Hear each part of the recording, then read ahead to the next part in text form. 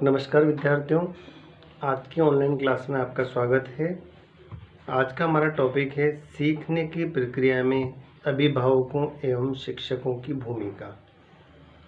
तो हम आज ये देखेंगे सीखने की प्रक्रिया में अभिभावक मतलब बच्चे के माता पिता या उसके जो घर में जो बड़े बुजुर्ग हैं और शिक्षकों की क्या भूमिका है। इनको हम दोनों को अलग अलग देखेंगे। सबसे पहले हम लोग देखते हैं अभिभावकों की भूमिका। बच्चे के सीखने की प्रक्रिया में बच्चे के अपने माता पिता से संबंध महत्वपूर्ण भूमिका निभाते हैं। यदि बच्चों व माता पिता के आपसी संबंध सम्मान और विश्वास पर आधारित होते हैं तो यह बच्चों के लिए अच्छा वातावरण कहा जा सकता है, जिसके फलस्वरूप बच्चा अधिक अच्छा सीखता है।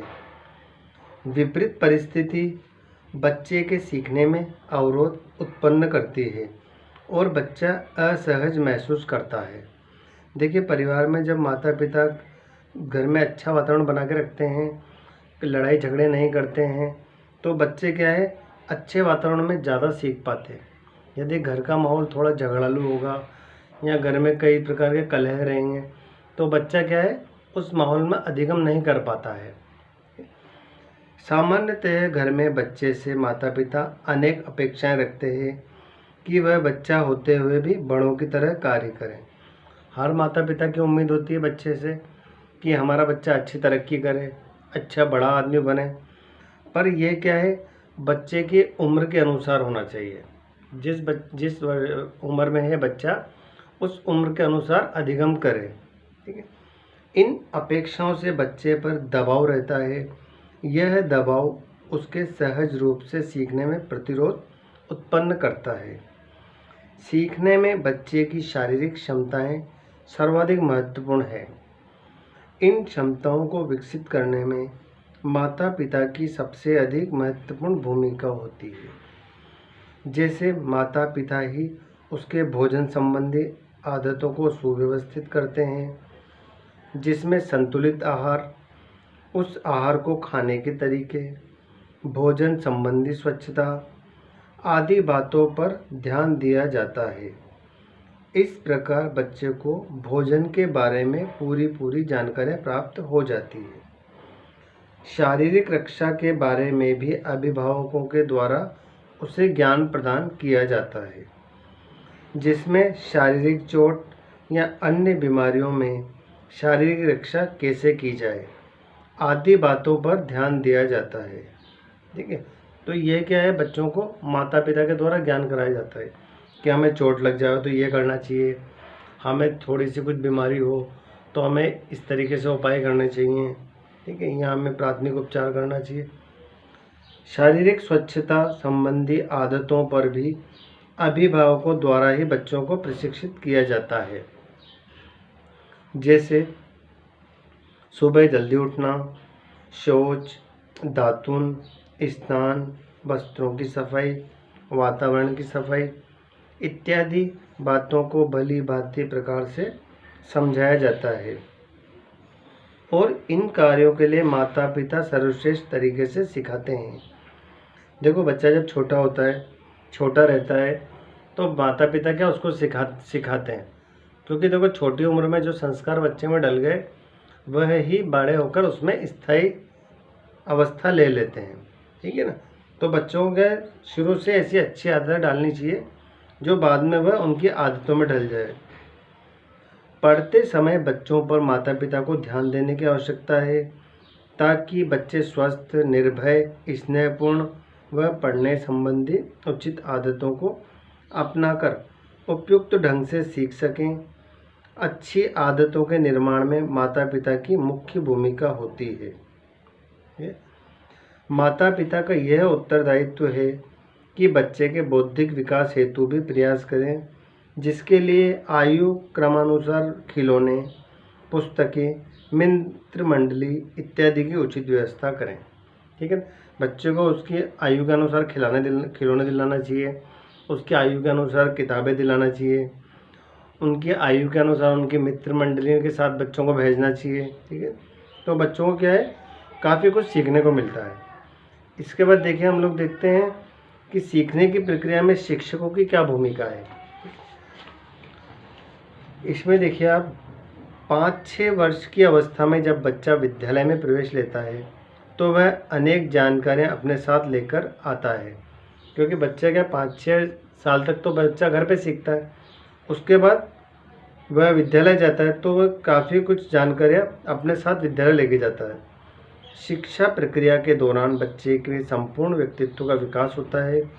अतः शिक्षक बच्चे के लिए विद्यालय के वातावरण को बाल मित्र बनाएं, आकर्षक बनाएं, बच्चा स्कूल आने के लिए लालायित हो। ठीक है, तो इस तरह का वातावरण शिक्षक को विद्यालय बनाना चाहिए, तो बच्चा क्या है विद्यालय की ओर आकर्षित हो, है ना। बच्चे का स्कूल में मन लगे, वह खुश रहे, सक्रिय रहे, इसके लिए शिक्षक को अपनी शिक्षण प्रक्रिया को रोचक व आनंदमय बनाने की आवश्यकता है। उसे ज्ञान हो कि बच्चा क्या चाहता है, वह किस विधि से सीखना चाहता है, उसकी रुचियाँ क्या है, उसके क्रियाकलाप क्या है जिनमें वह संलग्न रहता है। तो बच्चे के बारे में शिक्षक को ये सारी जानकारियाँ होनी चाहिए कि बच्चे को कौन सा गेम पसंद है, कौन से शिक्षण प्रक्रिया में वो रुचि लेकर सीख सकता है।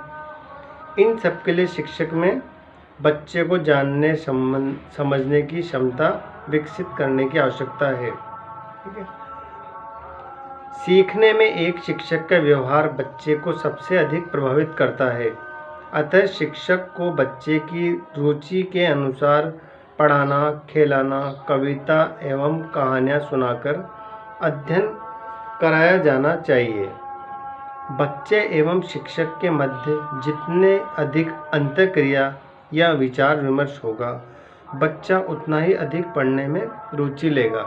ठीक है, अंतःक्रिया विचार का मतलब विचारों का आदान प्रदान। ठीक है भाई, बच्चे को समझाना चाहिए टीचर को, और बच्चे को किस चीज़ की आवश्यकता है, किन विचारों की आवश्यकता है, इसका ज्ञान शिक्षक को होना चाहिए। शिक्षक द्वारा काम में ली जाने वाले संसाधन रुचिकर, आकर्षक एवं विषय वस्तु के अनुरूप होने चाहिए। ठीक है, जो हम लोग टीचिंग एड वगैरह जो सामग्री लेते हैं पढ़ाने के लिए, वह उनकी रुचि के अनुसार होना चाहिए, आकर्षक होना चाहिए। ठीक है, तो बच्चा क्या है अधिक से अधिक सीख पाएगा, जिससे बच्चा सरलता से सीख सके। जैसे यदि जानवरों के बारे में पढ़ाया जा रहा है तो घर व जंगलों में रहने वाले पशुओं के चित्र दिखाए जाने चाहिए। साथ ही अवलोकन कराकर घरेलू जानवरों से परिचित कराए जाने से सीखना स्थायी होता है। ठीक है ना, तो जानवरों के बारे में पढ़ाया जा रहा है तो जानवरों और जंगलों के फ़ोटो दिखाए जाएं उनको, और पालतू पशु तो हम दिखा सकते हैं बच्चों को, तो उनको दिखाकर उनके ज्ञान में वृद्धि करनी चाहिए।